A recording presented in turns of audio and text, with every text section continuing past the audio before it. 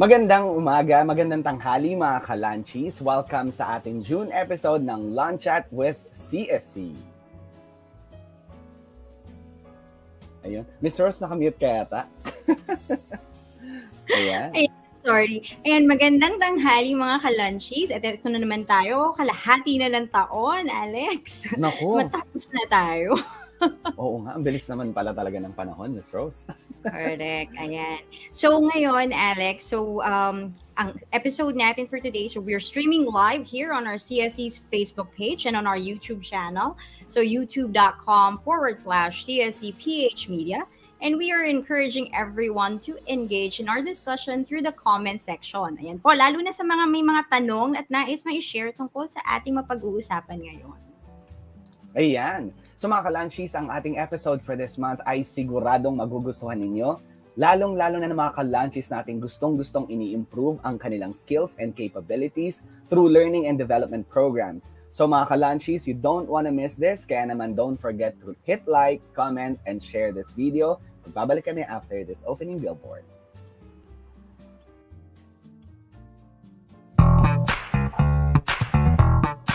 Welcome to LunChat with CSC. Learn about the CSC's policies and programs and catch the latest announcements and useful HR tips. Interact with your hosts, Alex Diaz Tatoy and Rose Thea Salazar, live from CSC's official Facebook page and official YouTube channel. This is LunChat with CSC.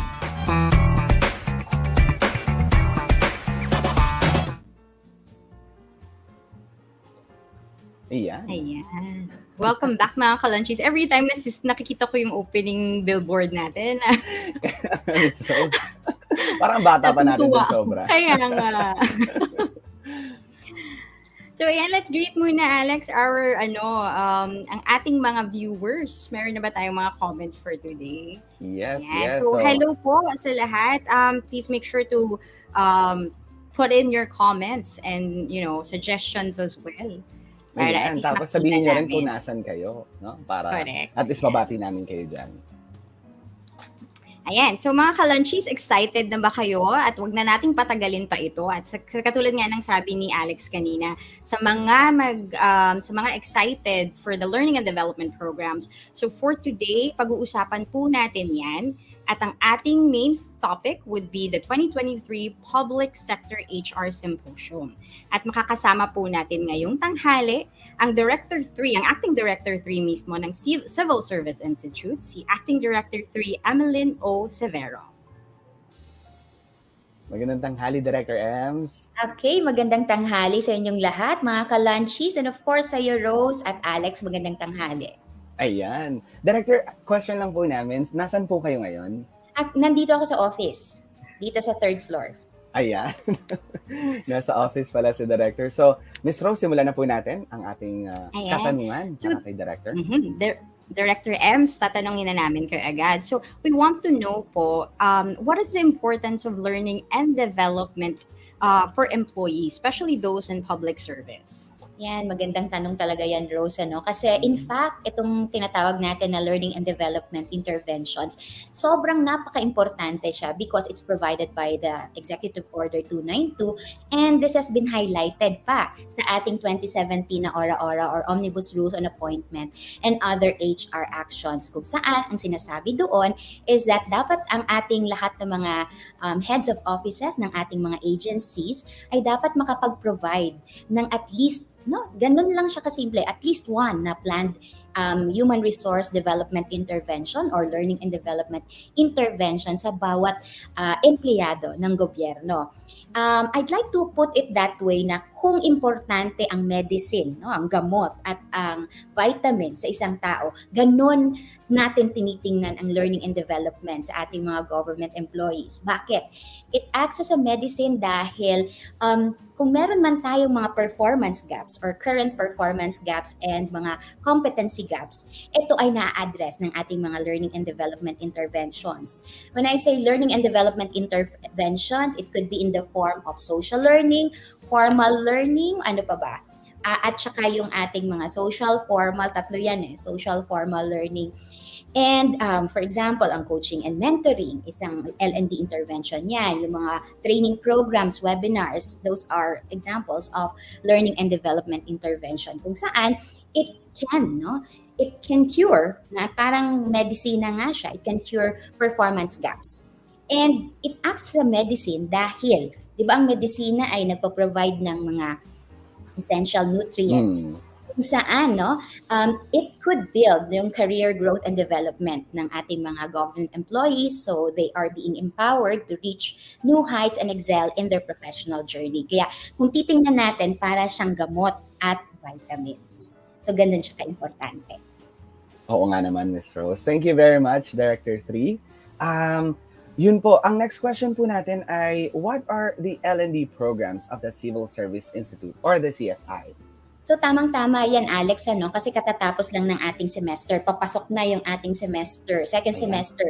So for July, we actually have 6 na mga programs or courses kung saan pwedeng ma-address yung mga performance gaps at ma-build pa yung competencies ng ating mga government officials and employees. Kasi di ba importante that part of the QS or qualification standards na if we want to move up the ladder or if we want to enter government service, ang isa sa mga QS or qualification standards ay training. Okay, so meron po tayong 6 na makakatulong sa ating mga government officials and employees. Ang pinakauna would be July 11, 13, and 18. So 3 araw ito. It's competency-based HRM. We also have L&D planning. That's July 12 and 14. July 19 and 21, we have learning facilitation. July 14, it's almost parang pareho siya ng ating mga Lingkod Bayani diaries. We call that Kwentong Lingkod Bayani. July 18, we have the Public Service Values Program, and July 19 and 21, we have Ethical Leadership. So para naman po yun sa ating mga naghahanap or gustong ma-build pa yung kanilang leadership competencies, and if they want to move up the ladder as becoming a leader or supervisor, then they need this Ethical Leadership. And speaking of, di ba, kasi sabi ko July pa lang yon, we jump to September, and that is our 2023 Public Sector HR Symposium. This will happen on September 26 to 27. So may dalawa tayong pamamaraan kung paano tayo makasali dito. We have on-site. So hindi pa namin ma-specify yung to be announced pa yung ating specific venue, but definitely this will happen in Pasay City, Manila. And you can join that kung wala talaga kayo or malayo kayo. And if you don't have that much time, then you can join us online. Oh, ayan ang most anticipated, Ms. Rose, palagi Correct. Pero Director Ems, ang tanong po namin, for those who don't know what the HR Symposium is, could you tell us more about that? Okay. So it's been a tradition since 2013 yung ating HR Symposium, which means pang-10 na natin ito, although meron tayong 1 taon during the pandemic na hindi tayo nagkaroon ng HR Symposium. So ang HR Symposium is a gathering of mga leaders, managers, and supervisors and human resource management practitioners o yung mga aspiring to be a leader or supervisor or manager in the government. Bakit? Dahil dito sa ating Public Sector HR Symposium, nag-i-introduce tayo ng mga mga trending or yung mga current practices or mga leadership practices and emerging na mga practices in terms of leadership and human resource management. So ganun siya ang ating, if you're looking for a leadership na for leadership inputs, then dito natin yan matututunan dito sa ating Public Sector HR Symposium dahil marami tayong mga ini-introduce din ng mga speakers locally and internationally. Ay, ano naman pala siya, Ms. Rose? May mga import din naman pala talaga tayong speakers. Kaya naman pala siya inaabangan every year kasi kung talagang gusto natin mag-improve ang ating leadership skills, management skills, talagang ito ang dapat na para sa atin. Ayan. Director Ems, question lang din po, what is this year's HR Symposium theme and what is the message being imparted by the theme?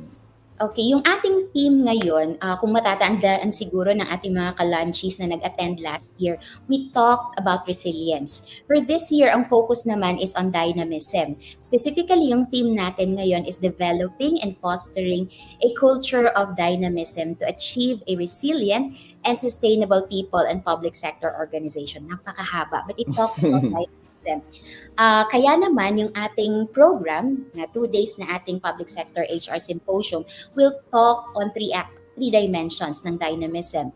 It would talk about personal dynamism or dynamism at the personal level, dynamism at the organizational level, and pangatlo, dynamism at the societal na level. So, ganun natin siya tinitingnan. So, bakit nga ba dynamism? Kasi the HR Symposium, kung makikita natin, kung mapapansin natin, it's gonna be on September. And September is what month for us, na mga government employees? Civil service. Ayan. Yes, it is the Civil Service Month or anibersaryo ng bawat kawani ng gobyerno.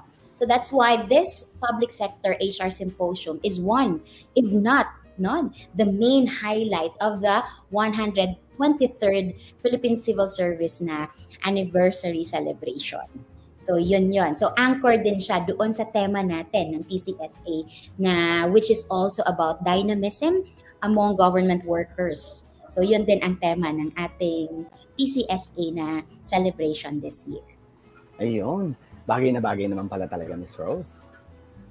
Correct, Alex. Ma'am, ang question lang po namin, for the mga 9 na po na HR Symposium na naganap, ano po yung mga takeaways ng mga, let's say, ng mga participants from that past symposiums? Ano yung mga nakita niyo po?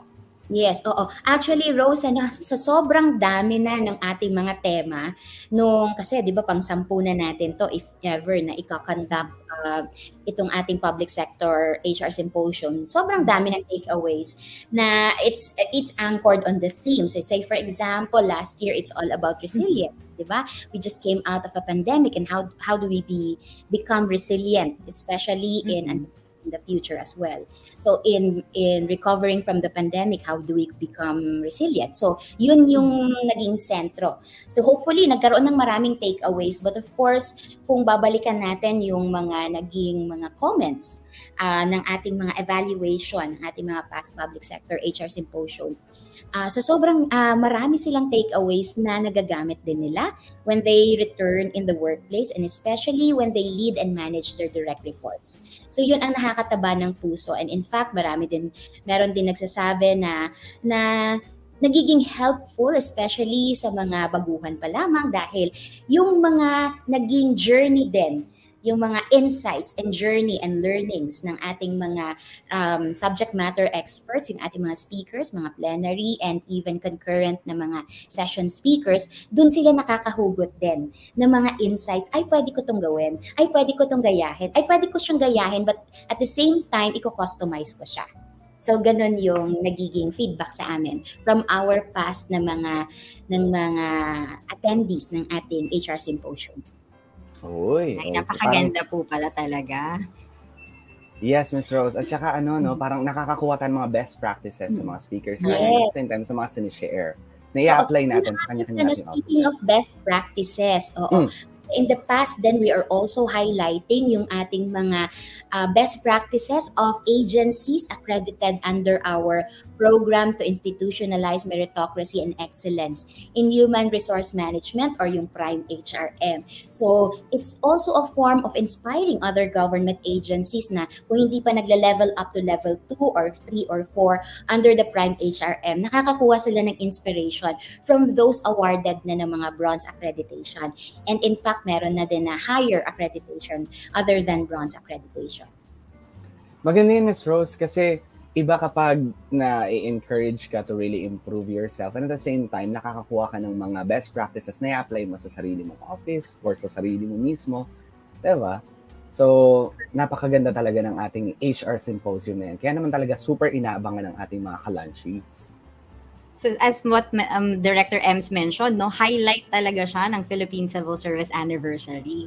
So yan, marami pa tayong pag-uusapan na ganyan regarding the HR Symposium for this year. So Alex, before we go, do we have any comments from the chat group na pwede nating batiin or mga questions for Director Ems? Ayan, sabi ni Wolfpack, nanonood raw siya from Montalban, Rizal. Ayan, no?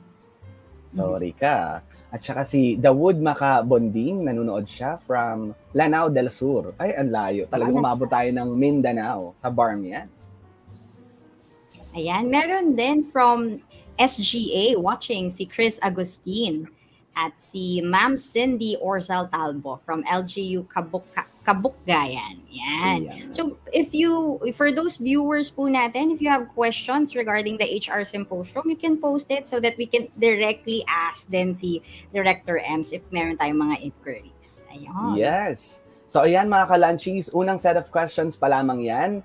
After ng short break natin, malalaman natin ang iba pang detalye ng HR Symposium for the year 2023. So magbabalik kami after this very short break. Calling all Lingkod Bayani from Rizal, Visayas. Bilin na! Are you ready? Ready? Ready! Ready! For the biggest, the grandest, Event of the year. the 2023 Public Sector HR Symposium. HR Symposium. HR Symposium. HR Symposium. See you there!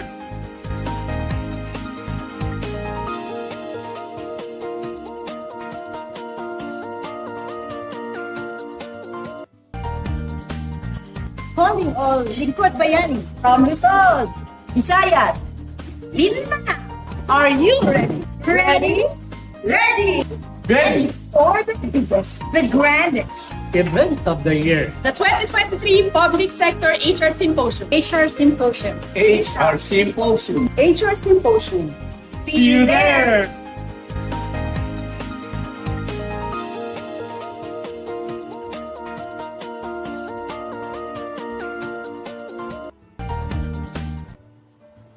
Ayan, mga ka-lunchies, welcome back. And shout out sa Civil Service Institute for that video.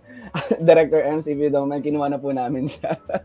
Yeah, Para thank i-play you na very rin. much. Oo, sana makakreate yan ng excitement. Kasi nga, Ayan. kakaiba. Actually, kakaiba yung ating setup for this year.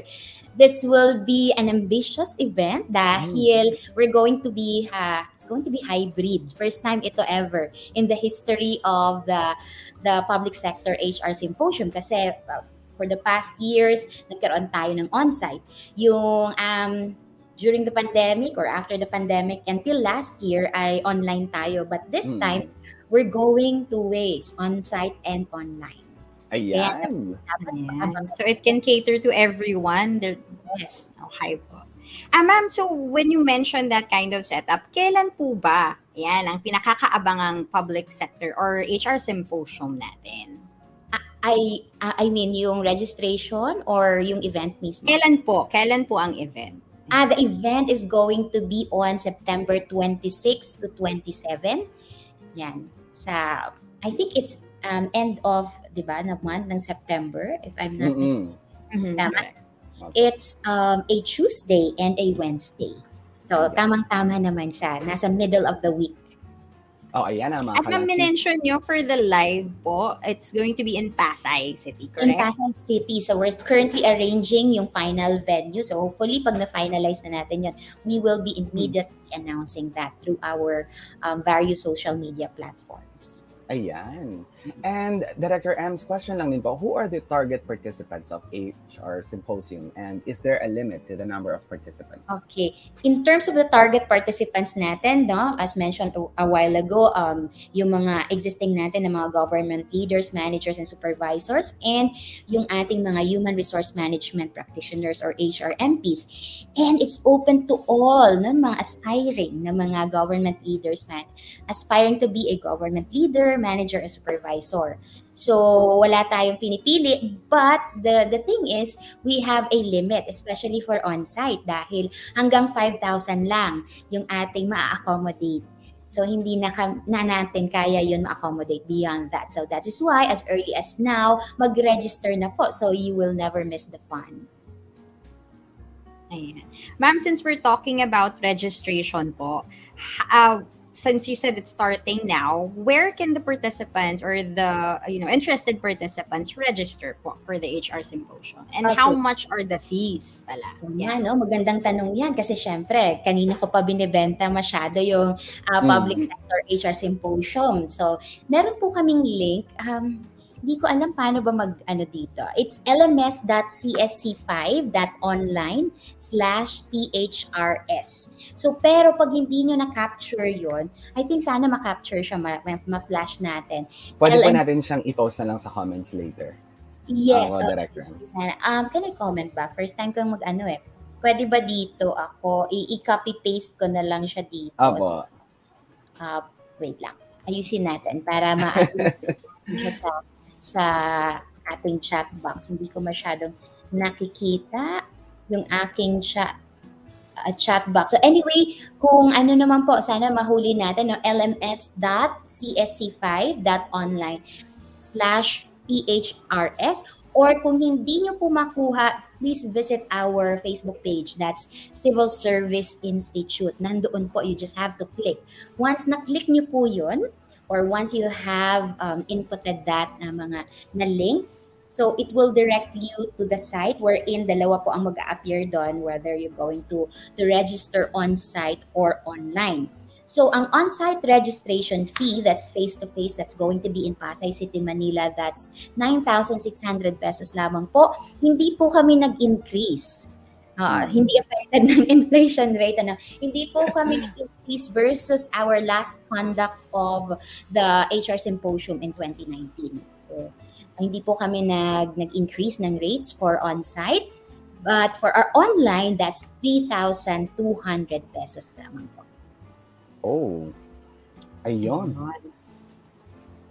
Actually, kaya yan. Sinasabi ni Director MC.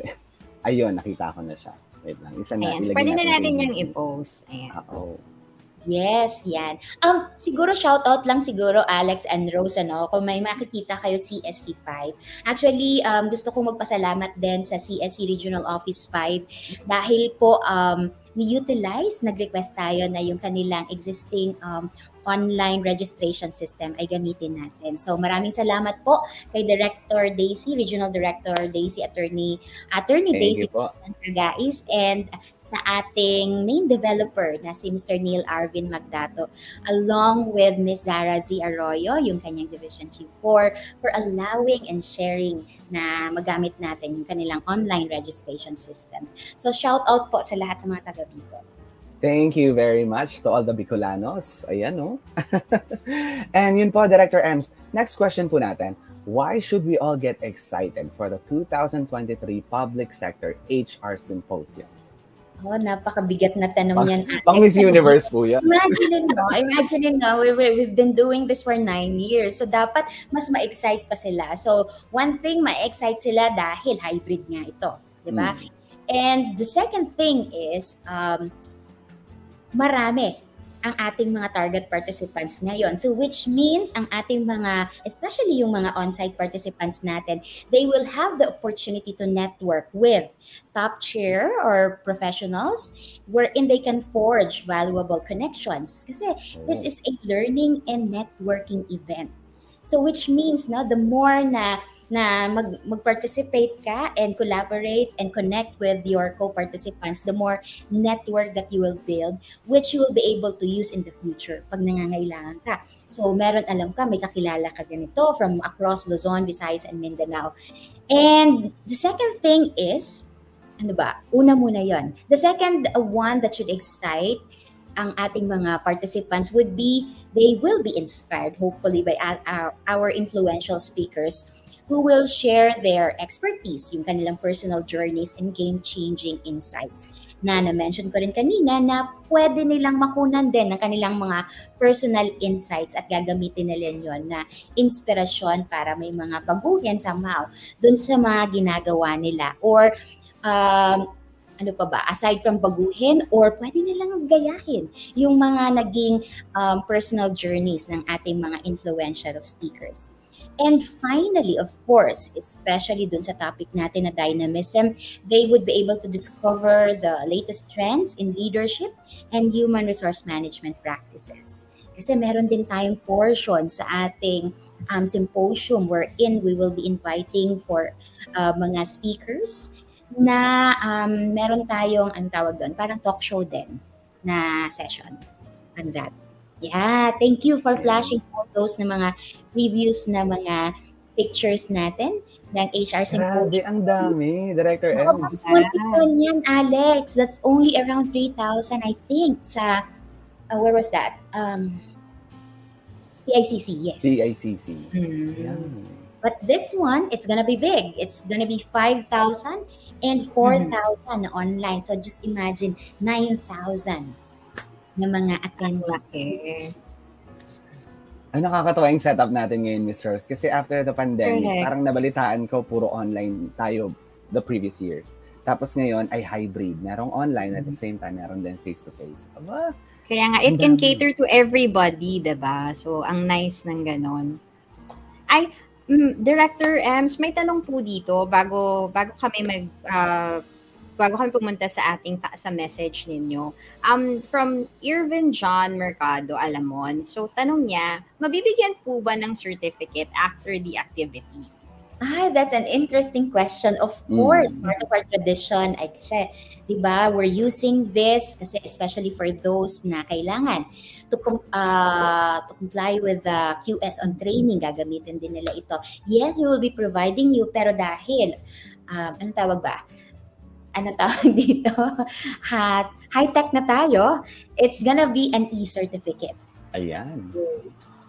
Para at least hindi na siya magulo or para after the event ay manamnam nila and they can simply go back to their workplace and then they just have to generate the certificate. Pero i-finalize pa namin kung i-email ba ito or sila na mismo ang makapag-generate ng certificate.